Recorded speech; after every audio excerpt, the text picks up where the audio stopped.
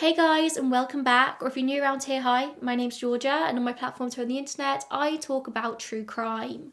Sometimes I talk about solved cases, most of the time I talk about unsolved cases, trying to spread the word of these cases which are so close to having answers, but just need a little more of a push. The case I have to share with you today is a really heavy one, and I mean everything I cover is pretty heavy, but there's just something about this case which has just been weighing really heavily on my heart. It's just tragic beginning to end. It's a case that shouldn't be unsolved. The family should have answers here, they should have closure, it should have been pretty easy to get them. But 36 years on, we just don't have the answers. In doing my research for this case today, I learned a lot about the Indigenous communities of Australia, something which, being from the UK, I'd never really heard much about. And in doing so, I learned that it's custom across some Australian Aboriginal groups to not mention the names of people who have passed, either during the period of mourning or for much, much longer. So out of respect for those groups, I do just want to mention that the case we're going to be talking about today features the names and images of a dead Indigenous person, a Gomeroi man. Today we're going to be talking about the frustratingly unsolved case of 17-year-old Mark Haines, whose body was found on the train tracks with a towel folded underneath his head, just outside of his hometown of Tamworth in Australia in 1988. His death was immediately just brushed off by local police as a sort of misadventure. They said it was Mark's fault, but as you'll come to see, even just a very cursory look at the circumstances surrounding this proved that not to be true. Mark did not end up on those train tracks through choice, and very soon we might finally have some new answers thanks to there being another coronial inquest taking a look into this case, which is hopefully going to start very, very soon. So could there finally be some semblance of justice for Mark Haines on the horizon? Well, I guess we're going to find out.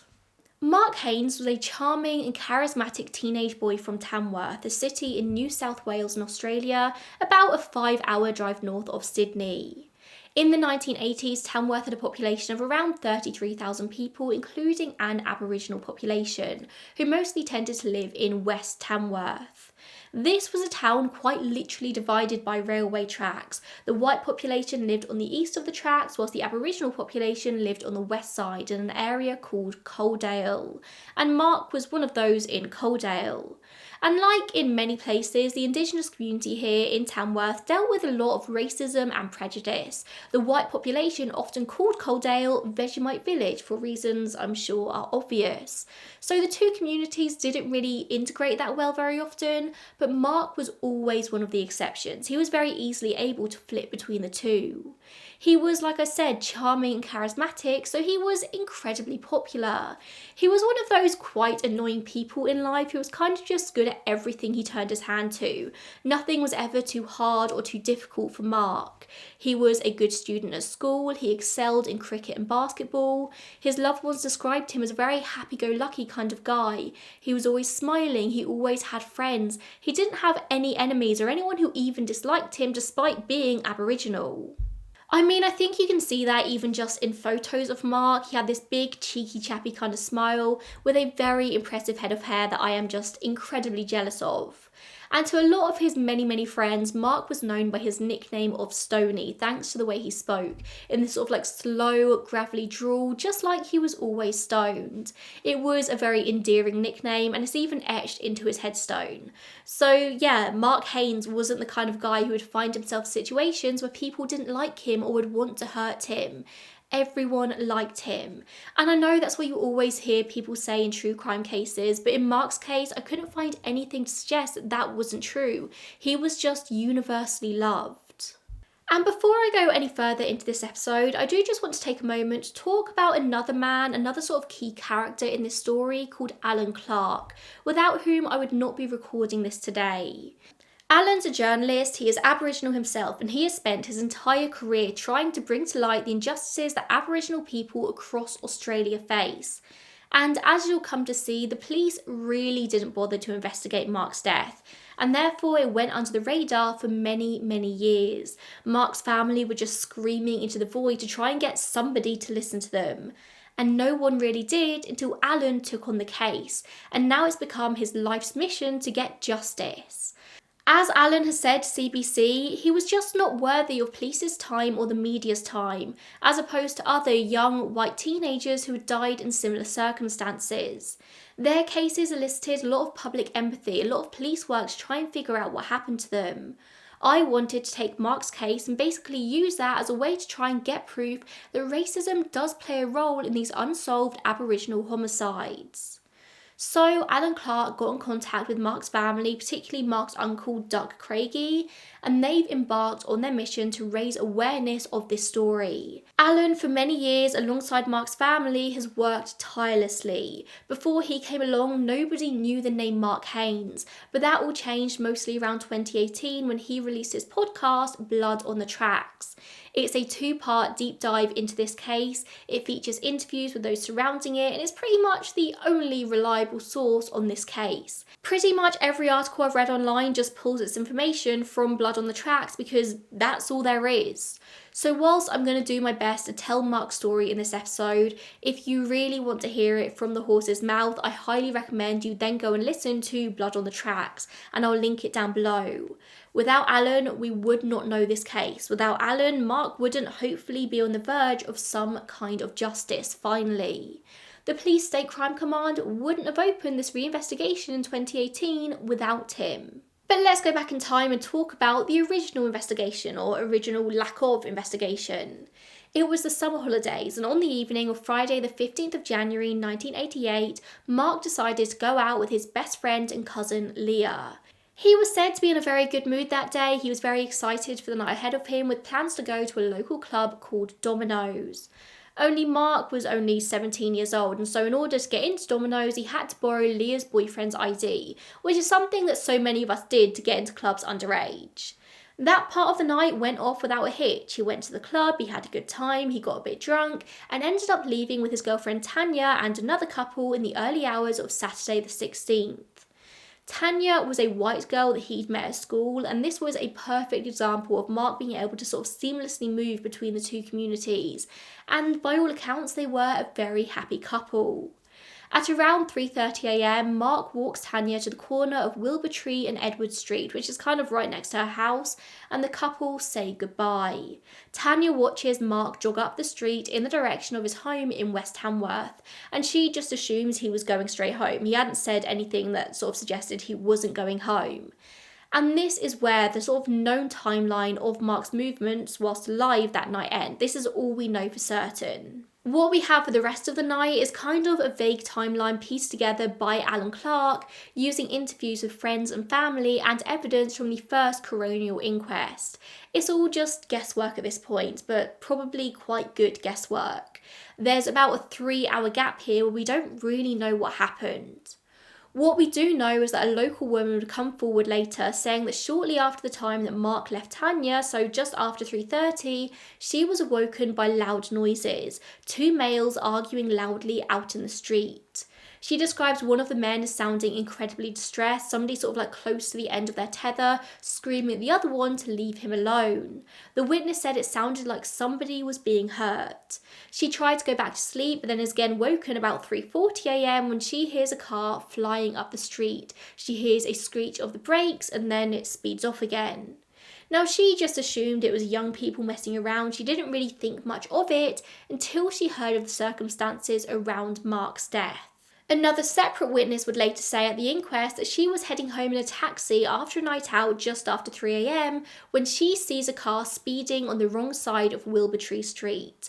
The car she saw was a white Tirana, and hold on to that piece of information. She said that she saw 2 males in the front seat and a few in the back, and described them all as younger, but in terms of witnesses or between 3:30 and 6am, that's all we really have. And then it was 6:05am that morning when a driver on a freight train passing through Tamworth made a call to control, saying that he just passed over a body.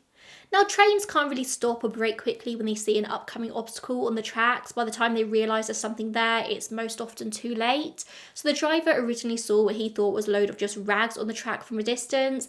As he got closer, he realised it was a body. He put on the emergency brake, but it was too late. All the driver could do was make the call and get somebody else to go and check it out, with the person in question being Tamworth Station Master Glenn Bryant. Glenn was the first person to arrive on this scene and the first person to see the body on the tracks up close, which would obviously turn out to be Mark. He has since said that he immediately felt like the scene in front of him just didn't make any sense. Mark's head was resting on a double folded towel as if it was being used as a pillow, sort of like in between the rails. Now I'm about to describe some pretty graphic injuries, something I usually avoid as much as possible, but it's vital for our understanding in this case, so needs must. Mark had a massive injury on his hairline. Glenn described his head as looking like a crushed eggshell. There was also a very large gash on his thigh. But despite having been seemingly run over by a literal train, there was no blood at the scene. You'd expect blood and matter and tissue to be everywhere, but the tracks and the surrounding area were clean. The only blood found at the scene was a small spot about the size of a 50-cent coin. That was it. Glenn said that whilst in his position as station master, he's seen every kind of injury possible on the railways. You can imagine the kind of scenes that come out of people being hit by trains. But he had never seen anything like this one. He has since said that thanks to the distinct lack of blood, he believes that Mark was already dead before the train hit him. Somebody placed him there to make it look like a suicide. That was his sort of like immediate response to this scene. If he died as a result of this train, there would have been blood everywhere, and the lack of blood suggested that Mark's heart had already stopped pumping by the time he was hit. Glenn would also mention how at one point he looked down at his own feet and noticed that his shoes were covered in mud. It's probably quite important to mention at this point that it had been quite rainy the night before, like not torrential downpours, but rainy enough to cause quite a bit of mud. So Glenn looked at his own feet and then looked at Mark's and realised that Mark's shoes were inexplicably clean. There was no way that he'd walked to this part of the tracks himself without getting covered in mud. But Glenn was an investigator, he was just a station master, and police would be the ones to solve this crime, he thought. That wasn't his place. And it wasn't long until the police arrived at the scene, where they remained for just 1 hour before deciding they had everything they needed. Mark's body was quickly taken away, they cleared up, and they just left, with little to zero investigation being done at the scene. They just kind of assumed immediately that this was either a case of suicide or misadventure. Either way, it was Mark's fault. This wasn't a crime scene, they could just pack up and go. And this is pretty indicative of the way this entire investigation would go. It really just wouldn't get any better from this point. This is probably a good time to talk about the police treatment of the Aboriginal community in Australia as a whole. And of course, this isn't something that I have experienced firsthand. I've never even been to Australia. So once again, we're going to be leaning on the words and the experience of Alan Clark to get this point across. In August 2020, he wrote an article for the Global Investigative Journalism Network in which he writes about how heavy his work has weighed on him. Aboriginal people make up just over 3% of the Australian population, yet they make up a disproportionate amount of the people in the prison and juvenile justice system. The hard truth that Alan came to realise was that people outside of this community just didn't care about Mark and his death because he was a black teenager, something he's seen over and over again throughout the years. Since 1991, there have been at least 432 Aboriginal deaths in police custody, a number which just continues to climb, and no one has ever been convicted of these deaths. When breaking the law, no matter how small that law is, Aboriginal people are found to face disproportionate violence from the police. The police are more likely to use force when dealing with black individuals versus white, something we do see all over the world. Australia is a country built on colonialism, a country built on displacing Indigenous people, and that's something that's reflected in their current system, not just by the police, but by the justice system as a whole, and by the media. This is directly reflected in the treatment of Mark's case. It's infuriating, and so far I've only scratched the surface. So as I said, the police spent about an hour at the crime scene, they removed Mark's body, and then they left, going to inform his family.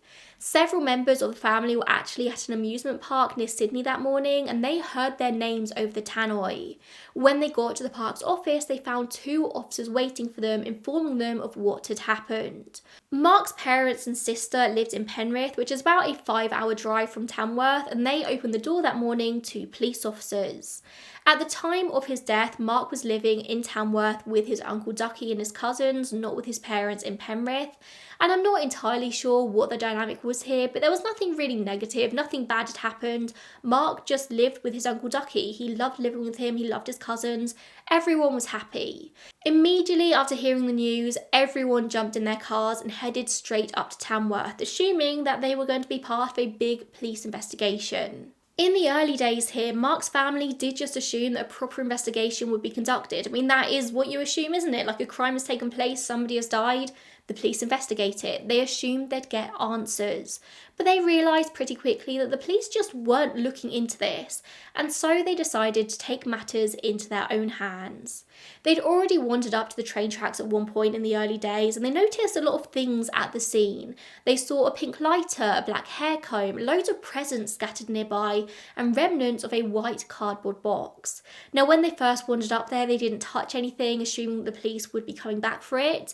But when it became very clear that they weren't, after a number of weeks, the family took matters into their own hands and bagged up the evidence at the scene themselves. They then took all this evidence to the police station and just handed it over to them, with the police saying that they thought they'd already placed these things in the evidence bag. That was it. They just thought they already had this stuff. All this stuff that was at the scene, they thought they already had it, but they didn't. Like, what happened here? Did it fall out of the bag? It's just insanity. And it turns out this sort of like immediate crime scene wasn't the only thing the police had completely failed to investigate, because the body wasn't the only odd thing the train driver reported on his route that morning. Alongside Mark, he also mentioned a crashed car nearby, about 1.5 kilometres away. Now, initially, investigators dismissed any idea that this car and Mark were linked, and so they just left it untouched at the scene. But this car was a white Tirana, the same one a witness saw being driven around by young boys around 3 a.m. The car was sitting in long grass beside Wall Road and the train track, and it was not in a good way. The windscreen was gone, it was just lying on the ground next to the car had clearly rolled, it was all scratched up, and it was wet from the rain overnight. And the police didn't look at it at all. So the family also decided to take a closer look at the Tirana, which was still in the spot where it crashed a week later. As I said, investigators didn't look at this at all first. They didn't fingerprint the car, or they didn't even look inside. They simply said there wouldn't be any point because it was too wet. Any evidence would have washed away. But upon just taking a very quick look at the car, the family found that the police had never even so much as opened the car's boot, because upon doing so, they found a tyre and a mat, both of which were seemingly blood-stained. When they took this to the police, they said it was probably just animal blood, and that was it. The family decide they're going to take the car and put it in storage themselves and just sort of save up to get it checked out for fingerprints. But then, as soon as they decide to do this, the car just disappears. The police had finally taken it and returned it to its owner, from whom it had been stolen. Coincidence? I'll let you decide. It's around this time that the police came up with their sort of like newest theory, the theory that they stuck to for many, many years, and now they decided the car was involved. They told Mark's family that Mark had probably stolen the car and crashed it. The crash caused him to become confused and disorientated, and he got out. He wandered down the train track to the point where he was found, where he decided to lay down and fall asleep, using a towel as a pillow. There are so many questions I have about this theory of the police's, but the first thing that came to my mind was, why on earth would Mark have a towel with him? But the first thing that came to friends and family's mind was the fact that Mark couldn't drive. This was a known fact about him, something that the police easily could have found out if they spoke to literally anyone who knew him, because this was actually a bit of a sore spot for Mark that he just couldn't figure out. And the white Tirana was a manual. It wasn't even an automatic car, it was a manual. There was zero chance that Mark was going to be able to steal this car and drive it. Mark's best friend Jason has actually said that just a few weeks before Mark died, he had actually tried to teach Mark how to drive and he epically failed. Mark kept stalling the car, it was just hopping along, he couldn't figure it out for the life of him. Mark did not steal this white Tirana, he didn't drive it, and he did not crash it.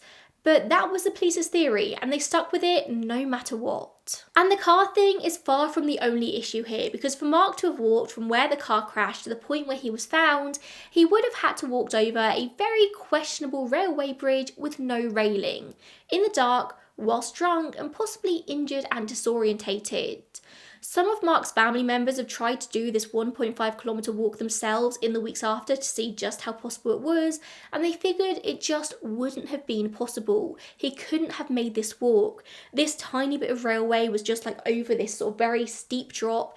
It was like, it's not even a bridge, it's literally just a railway going over like a drop. It's like a bridge, but there's no rails. It's not meant for humans to walk on. It is highly, highly dangerous. Somebody trying to do it sober in the daylight is probably going to fall, let alone doing it at night in the dark whilst drunk and possibly injured. Did that change the police's mind though? No, of course, but the police's theory was racially biased. Mark was a young Aboriginal boy. Of course, in their minds, he was out committing crimes. He was out for a joyride, drunk. That's what young Aboriginal boys did. And they weren't willing to look past that. This is the danger of racial biases, of systemic, deeply rooted racism. These police officers probably weren't blatantly thinking like, oh, we'll just dismiss this because he's Aboriginal. This case doesn't matter because he's Aboriginal. That's not what they were thinking, but that's just the result of society as a whole. It's ingrained, it's deeply buried inside your brain. At the end of January, Mark was buried as according to his community's customs, and Uncle Duck Craigie made a promise to Mark's parents, Ron and Josie, that he was going to get justice. And as promised, he is still following through on this to this very day, 36 years later. Over the next few years, both Ron and Josie would die themselves of what their family have called broken hearts. Josie died in her 40s, whilst Ron would drink himself to death. 1988 continues on after Mark's burial, and the family are keeping an ear out for any clues that could give them answers. As things generally tend to do in small communities, rumours flew around, including one about Mark being killed in a drug plot. The rumour was that Mark and some of his friends had been plotting to steal marijuana crops from a plot just outside the town, and the drug lords found out about this. Tamworth was a place with a very deep drug issue. There are a lot of people around involved in this kind of thing. It was known that drug leaders would kill people for stealing their crops, for stealing their drugs. It was all just a very violent environment. So did Mark plot to steal some crops? The leaders heard and then they sent out a hit on him. Maybe they just intended to scare him and it went too far. Well, I think it's incredibly unlikely because Mark just wasn't that kind of kid. He'd never once been in trouble with the law before, and whilst he did smoke occasionally, most teenagers around Tamworth did, he wasn't a hardcore drug user, not enough to want to steal crops. There's never been any hard evidence that this is something that Mark was planning. It's all just rumours. 2 teenagers did make a statement to the police at one point about this. They said they'd heard rumours at a party that a man called Eddie was a muscle for hire, and he was the one responsible for Mark's death after being hired by the drug lords. Eddie has since spoken out about this accusation. Alan Clark interviewed him for Blood on the Tracks, and he's denied all involvement in Mark's death. But just generally around this town at this time, he was known to be somebody you just didn't mess with. He was an up-and-coming boxer. You don't mess with boxers. But Uncle Ducky heard Eddie's name linked with Mark's death, and this became a highly stressful situation for everyone involved. Mark's family were devastated, and grief can make people act out. And so, of course, one day, Duck and his brother come across Eddie outside a pub and they confront him. Both sides here have a different version of what happened next. Eddie says he was physically attacked by Uncle Ducky. Duck denies doing such a thing. He says it was just a verbal altercation. But things just weren't really good. Tensions were high. Mark's uncles were out there just trying to get answers as to their nephew's death, no matter what. Eddie, to this day, vehemently denied the rumours of having any involvement, and they say they ruined his life. And no wonder, being accused of murder, even just in the public opinion, is a really horrible thing. And if you're asking for my personal opinion, it does seem he's telling the truth. He said he never even knew of Mark, he'd never heard of him, and Alan Clark's not been able to find a single link between the two. There is nothing backing up this drug theory. And this is what happens when there's no official investigation happening. The public make up their own theories, their own opinions, and vigilante justice becomes the only way to approach things. Eddie himself has said he doesn't blame Duck for his actions, he was just grieving, he just wanted justice for his nephew. And even Eddie has blamed the police for their actions, or lack thereof. It wasn't until October 1988 that the coronial inquest into Mark's death would finally begin, and the family hoped that with the inquest the truth would finally come out. They hoped it would prove that Mark had been murdered, or at least somebody else was involved in his death. They knew he hadn't taken his own life on the tracks. But of course, that is not what happened. All that happened was that it became abundantly clear just how much the police had bungled this investigation. The inquest was told that all the evidence the police collected at the scene subsequently fell out of the evidence bag. How does that even happen? This led to Mark's family finding it and taking it in at a later date, but already the evidence has been tainted. The jury is out as to whether we believe they even bothered to collect the evidence at all, and they're just trying to cover their backs here. And then the inquest was also told that the police did not have the white towel in evidence, the towel that Mark's head was found lying on in between the tracks. At one point, somebody had put this white towel on an ambulance stretcher as they sort of removed Mark's body, and then it's kind of just assumed a member of the medical staff might have discarded of it, not thinking anything of it. It was just a towel to them. If it was important, the police would have bagged it. And the towel has never been seen since, which is possibly the most important piece of evidence at this scene. It probably went in a biohazard bag and went into a dump somewhere, and that's it. It will never be seen again. They heard that the car, the Tirana, had a link to one of Mark's friends that he'd been hanging out with that night. It belonged to a boss of one of the boys. The boss had called the police to report his car as missing about 20 minutes after they got the call about Mark on the train tracks. And the boss, it turns out, lived just a number of blocks away from where Mark and Tanya said goodbye that night. In the boot of the car, the boss said that he had a number of gifts that he'd been keeping in a white box. He also said that there was a pillow in there as well. At the train tracks, Mark's family had found a number of wrapped gifts, remnants of a white box, and a pillow. So it seems that people weren't wrong in thinking that the car and the scene at the tracks were definitely linked. But Mark hadn't walked to that spot from the crashed car. It's not like he would have carried this whole box of presents with him from the boot. Also, if he was going to be laying down on the tracks for whatever reason, why would he choose to rest his head on a towel when a pillow is right there? But I want to bring your attention back to the white box the presents were kept in, because it would come out at inquest that 6:05 AM may not have been the first time that Mark's body was seen on the tracks. About an hour and 15 minutes before that point, a train was coming into Tamworth with a crew, and they spotted a large white box on the tracks. Of course, the train isn't going to stop for a cardboard box on the track, so it just plows through and hits it. But the crew would later report that it didn't sound like an empty box. It was kind of a dull thud when they hit it, like something was inside. It would be the same crew on both legs of this journey, and on the return journey they noted that the white box was gone, and in the same spot was simply now Mark's body. The driver has said he distinctly remembers this. The general theory surrounding this is that the white box, which was originally holding presents in the boot of the Tirana, was placed over the top of Mark's body to disguise it from oncoming trains. It worked the first time, but then the box was destroyed by the passing train, leaving Mark's body now out to the open. My only question surrounding this was that if Mark's body was literally run over by a train twice, surely his body would be a lot more damaged than just a couple of deep gashes and a head injury. Like, I'm picturing cut off limbs and all sorts. But perhaps Mark sat between the tracks rather than on them. Perhaps the train sort of passed over the top of him than directly on his body, if that makes sense. But what the white box on top of the body tells us is somebody placed this on top of Mark to disguise him. He wouldn't have done this himself. You don't lie down on a train track and then cover yourself with a white box. You just don't. After a couple of sessions, the inquest ended and they recorded an open verdict. This wasn't quite what the family wanted, but it also wasn't the worst possible verdict. It just meant the judge didn't agree with the police that it was this easy, open and shut case, that Mark had laid himself down on the tracks, but it also wasn't anything solid to say that other people were definitely involved. It is clear though that the judge did kind of gloss over a lot of the very glaring inconsistencies in this case. The police said there was no blood at the scene because the rain washed it away, but the rain wasn't that heavy.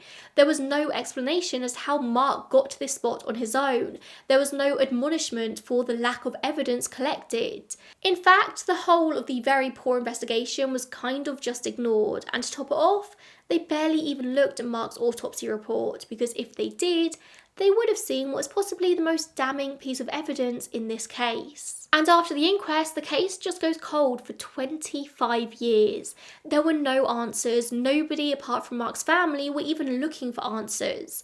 Mark's family at worst thought this was a murder. At best, it was an accidental death that somebody had tried to cover up. But this clearly wasn't Mark's own choice. They knew this. But then Alan Clark heard about the case, he spoke to Uncle Ducky, and he's been on his mission ever since. He read through all of the transcripts from the inquest and got hold of the autopsy report, spotting something which changed the entire timeline of this case. The autopsy report showed that Mark had suffered a subdural hematoma, which was about 1 centimetre in size. For those of you who don't spend every spare waking moment watching Grey's Anatomy on repeat, a subdural hematoma is a type of bleeding in the brain that happens after a head injury. It's caused by a blood vessel tearing, and blood then collects under the dura mater, one of the layers of tissue which protects your brain. And this is a traumatic brain injury. If you don't seek medical attention very quickly for a subdural hematoma, they can be very fatal, but the problem is you often don't know you've got one until it's too late. According to the Cleveland Clinic, head injuries are the biggest cause of subdural hematomas. Falling and hitting your head whilst playing sports, getting physically assaulted, or taking a blow to your head in a car crash. Like maybe being in a car crash and hitting your head on a windscreen with enough force to pop it out. Alan Clark spotted this and took the information to a Sydney forensic pathologist called Professor Johan de Flue. And analysing what was available, he said a subdural hematoma like this one usually takes hours to develop. They don't develop within seconds and kill you. They take a long time to form. Mark would have survived for a period of time after this injury, maybe hours, maybe less, but he was already injured by the time he ended up on that railway, most likely already dead. Another very damning piece of evidence that at autopsy his organs were found to be pale, indicating a severe lack of blood in his body. So Mark had bled out somewhere, and we know it wasn't at the railway. All that was found at the railway was a tiny small spot of blood, but there was a lot of blood found in the back of that Tirana. So the theory that kind of makes the most sense here is that Mark ended up in a car crash that night after leaving Tanya at 3:30 a.m. Perhaps his friends came across him in a stolen car, he jumped in, deciding to go along for a ride, but we know he wouldn't have been the one driving. The car crashed and he received a head injury. He likely didn't die instantly, there was time for the subdural hematoma to form, he may have even regained consciousness and been okay for a period of time, although he was likely bleeding a lot. And then he would have gone down. The hematoma was very likely the cause of Mark's death and nothing else, and he did not receive this hematoma at the train tracks. If you're hit by a train, you are very likely dying instantly. You are not having time for a hematoma to form before you die. You are out, you are gone. Now, it could be argued that when he regained consciousness, he was confused and disorientated, and then he decided to wander down to the railway track on his own, and then he decided to lay down on the tracks. But this was still a 1.5 kilometre walk over a very dangerous railway bridge that he would undoubtedly have fallen off of in his state. It just doesn't make sense. Also, the presents were there, the white box. Did he get out of the car and decide to take these presents and the white box and the pillow to the spot where he'd later be found? Why would he walk 1.5 kilometres carrying these presents that weren't even his? The car at some point was closer to that railway track, I would bet. Maybe we'd have more answers for sure if the car had been forensically tested, or if the police had just done any investigation at all. Maybe. The 30th anniversary of Mark's death came around in 2018, along with a huge amount of renewed interest in this case thanks to Alan Clark's coverage and efforts to get Mark's name out in the open. Just a few weeks before this point, the family had heard from the courts that they actually still had some of Mark's tissue samples from his organs held in evidence, which nobody knew they had.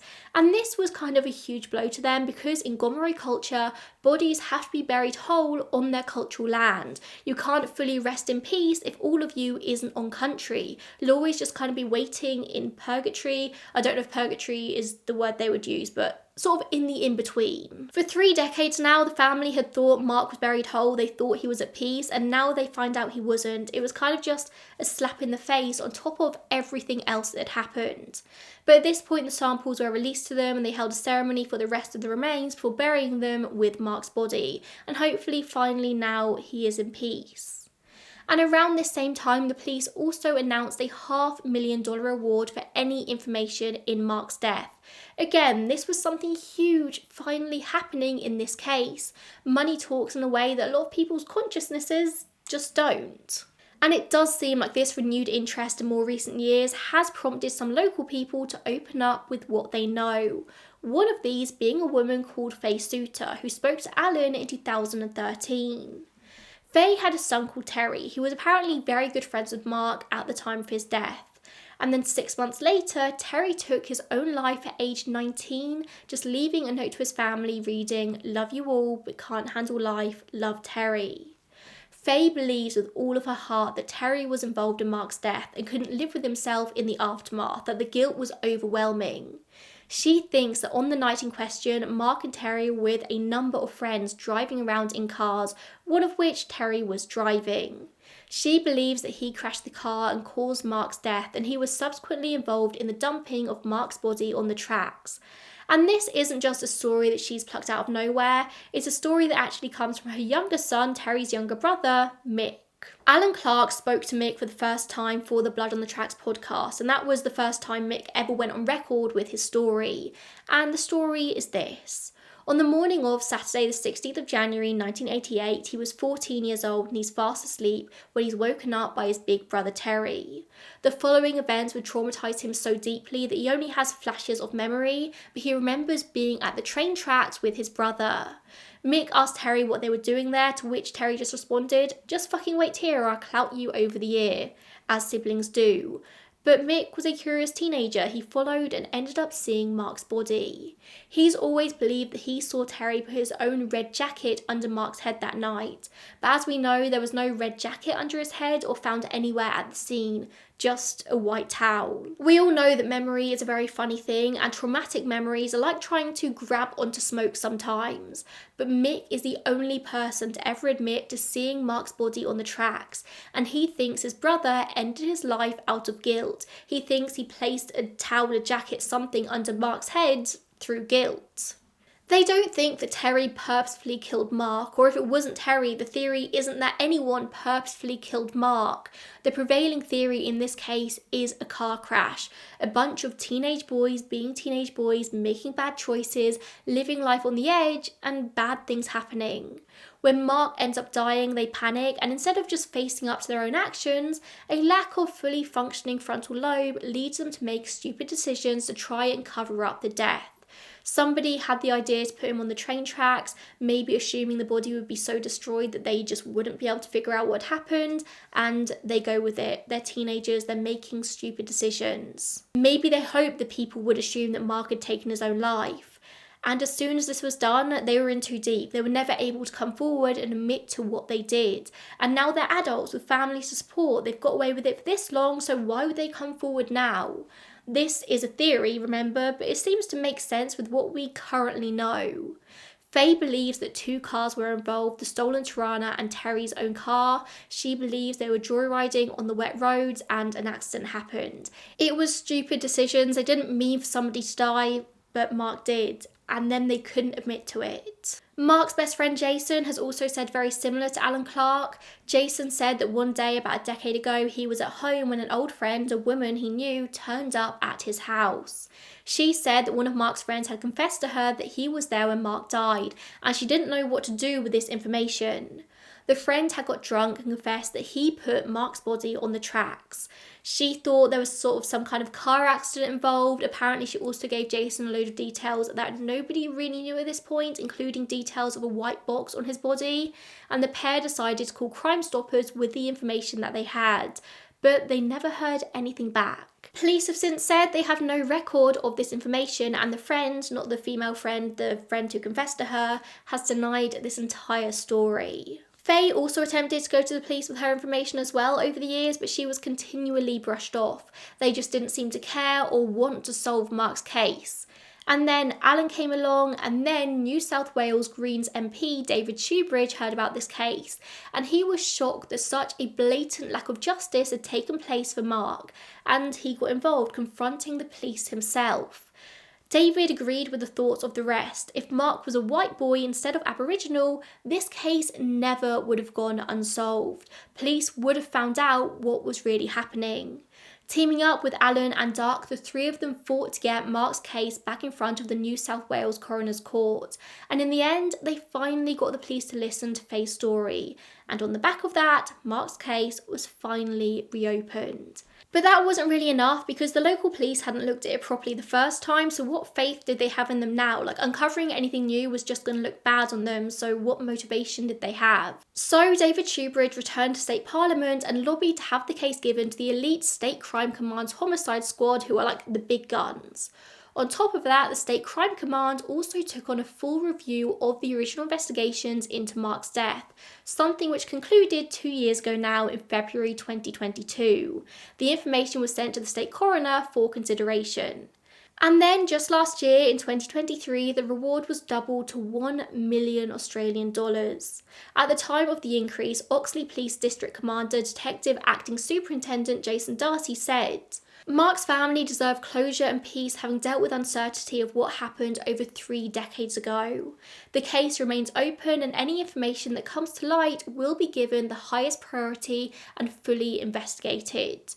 We believe there are people in the community who have vital information on Mark's disappearance and know exactly what happened to him on that night.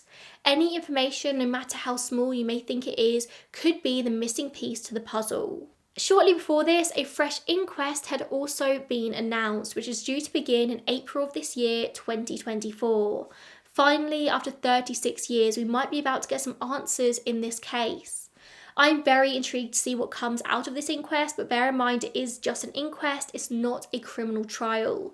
No one is going to end up in prison at the end of this, but it might provide Mark's family with some clearer answers. On Mark's gravestone is written that he mysteriously died, and Uncle Duck wants to be able to remove the mysterious. He just wants to know what happened. And now, with a new inquest, law enforcement are properly looking into this case. Oxley Police District Detective Inspector Jason Darcy has said that persons of interest have now been identified in this case, but at this point there's insufficient evidence to go to the next stage of a legal process, which is why the second inquest is going to be invaluable. Maybe it will uncover some evidence that could be used in legal proceedings going forward. But at the very least, hopefully it will just provide some answers to the family, who now also have the full backing of the National Justice Project behind them, who are huge. Their solicitor, Katrina Hawtrey, has said, "The New South Wales coroner has the power to investigate not only the cause of Mr. Haines' death, but also to expose the inadequacies in New South Wales Police's investigations. The failure to adequately investigate Mr. Haines' death was not just an isolated misstep by one police station. It was evidence of a systemic failure by New South Wales Police to handle Indigenous deaths the same way as non-Indigenous deaths." They're hoping that by reopening this case, reopening the inquest, they can set a precedent for similar Aboriginal cases all over the country. Because Mark's story is just one of many. You see the same thing happening across the country to so many families. I mean, Mark wasn't even the only Aboriginal boy found on or near the railway tracks in odd circumstances. There's also Stephen Smith, Buddy Kelly, plus at least a fourth unnamed boy. These cases aren't necessarily linked, although who can say for definite, but they do underline huge inadequacies by law enforcement. They were all brushed off, all ignored. So now we just wait and see what the new coronial inquest uncovers, see if it could potentially lead to actual legal proceedings. I hope more than anything that the family are finally going to get some answers here. I hope they're able to provide a more reasonable explanation based on the subdural hematoma and the huge lack of blood. To me, they're the glaring anomalies in this case, the two things that point to something more happening. Mark did not end up on those railway tracks by choice, and I will be sure to update you when the inquest has finished. If you have any information though that could help in this case, you can contact Australia's Crime Stoppers, whether by phone or online. I'll leave the information in the description box down below as always. Remember, there is a $1 million reward for any information, and anything provided will be treated in the strictest of confidence. If you've watched this one all the way to the end, I know this has been a longer episode, then thank you so much for sticking around. As I said, I will be sure to update you all when the inquest is finished. I'll let you know exactly what comes of that. Hopefully it will be something, an answer for Mark's family. In a dream world, it will lead to maybe a conviction, but we'll see. There'll still be a long process after that point. As I said, the inquest is just civil, it is not criminal. If you want to hear the updates from me, then make sure you subscribe to this channel so you can see them as they happen, or if you're listening to this by my podcast, just make sure you follow the podcast on whatever platform you're listening on, and then you'll get notified whenever there's a new episode. Again, thank you so much, and I will see you in the next one. Bye guys.